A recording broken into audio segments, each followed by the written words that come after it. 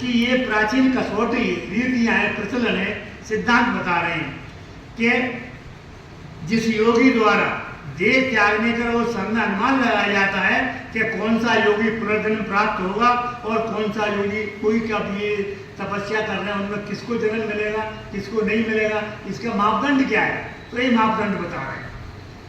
लोग कहते सुना होगा, जिस व्यक्ति की इच्छा सर्वोपरि होती है वो इच्छा से भाव से उसको मृत्यु के समय में आते ही इस प्रकार के उदाहरण दिया करते हैं। जैसे एक व्यक्ति घर में सोना गड़ा हुआ है तो मरते समय सोच रहा है कि यार मेरा वहाँ घड़ा गड़ा रह गया, तो उसने बता दिया, लोगों ने निकाल के छाती पर रख दी, हाथ प्राण छूट गए, है क्या नहीं, उसी में अटके हुए थे। इस प्रकार के उदाहरण दिया करते हैं। जैसे एक व्यक्ति का चित्त के गड़े हुए धन में लगा रहता है और मृत्यु के बाद उसके प्राण उस धन में ही अटके रहते हैं। जब उसके संकेत पर निर्देश स्थान से उसका धन गड़ा हुआ उस पे पास रख देता है तो तुरंत ही उसके प्राण छूट जाते हैं, उसी के चक्कर में फंसा हुआ था वो छूट जाते हैं।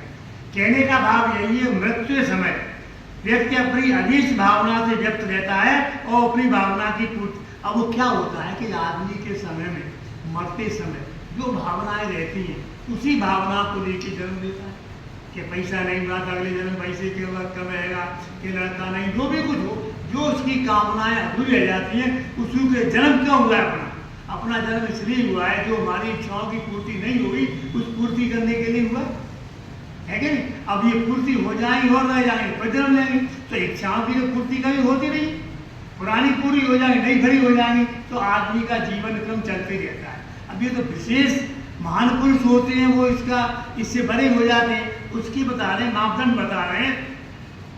मृत्यु के उपरांत वही भावना पूर्ति के लिए अगला जन्म मिलना पड़ता है। इसी प्रकार योगी देह त्याग के समय जिस भावना के होते हैं वही भावना कही जाती है, उसी भावना के लिए उसका जन्म होता है।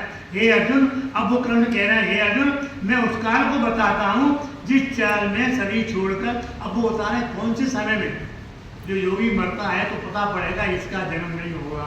ये मापदंड बता रहे हैं, वो बता रहे हैं क्या है कि योगी जन दो बात के होते हैं, एक तो वो सिद्ध हो चुके हैं, है क्या नहीं, और दूसरे उसकी सिद्ध होने की कोशिश कर रहे हैं। एक तो भगवान सिद्ध हो गए, वो हो गए, और दूसरे वो उसके प्रयास में लगे, उस परमात्मा को प्राप्त करने की लाइन में लगे। जैसे अपन लोग हैं, लगे लाइन में, भैया कब कल्याण हो जाए, कब कल्याण हो जाए, लगे हुए हैं।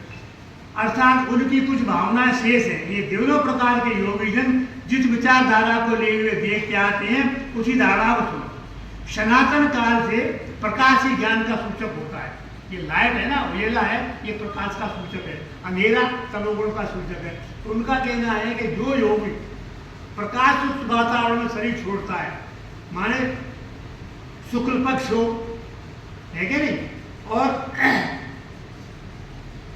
ज्योतियों का संयोग प्राप्त हो, तो ऐसा योग्याध्यात्म में साधु का अनुमान है कि योगी ज्ञान की पारकाष्ठा को प्राप्त हो गया है और उसकी मृत्यु होने से प्रकृति, अब जब वो इस समय मरता है, शुक्ल पक्ष हो, बड़े दिन हो, उजेला हो, तो प्रकाश ज्यादा रहता है ना, तो ये कल्पना लगाते हैं कि इसका ज्ञान पूर्ण प्रकाश की ओर हो गया है, इसका आप जन्म नहीं होगा, ऐसा पुराना कसौटी है।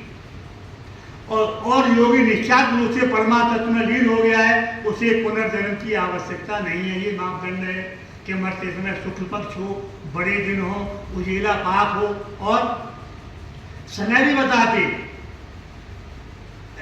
जो वास्तविक चीज है, पूर्ण परिचय हो, ज्ञानी हो जाता है, देखते आता है, और कहा जाता है कि चिंतन में लगे हुए योगी जन की देह त्याग परमात्मा तत्व में लीन हो जाते हैं, जिनके देह त्याग का समय प्रातः काल का समय हो। आज तो ब्रह्म मुहूर्त में मरेगा, उसका ये कल्पना करते हैं योगी को अब मोक्ष मिल गया, आज का जन्म नहीं हुआ। ये पुरानी कसौटियाँ हैं, कितनी सही है कितनी क्या है, जो पुरानी लोगों की धारणा है वो है। तो प्रातः काल का समय हो, ज्योतिर्मय अग्नि का प्रकाश हो, अर्थात पूर्ण आरती की बेला हो, सुबह हवन पूजा करते हैं, पूर्ण आरती की बेला हो, उत्तरायण के 6 महीने का मध्य कोई दिन हो, अर्थात अब सूर्यनारायण का प्रकाश अधिक रहता है, यानी दिन बड़े हो।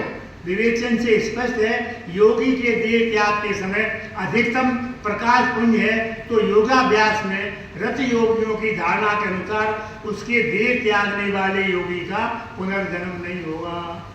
मरते समय सुबह का टाइम हो, बड़े दिन हो, शुक्ल पक्ष हो और सुबह में ब्रह्म मुहूर्त में शरीर छोड़े तो उसका जन्म नहीं होगा, ऐसा है।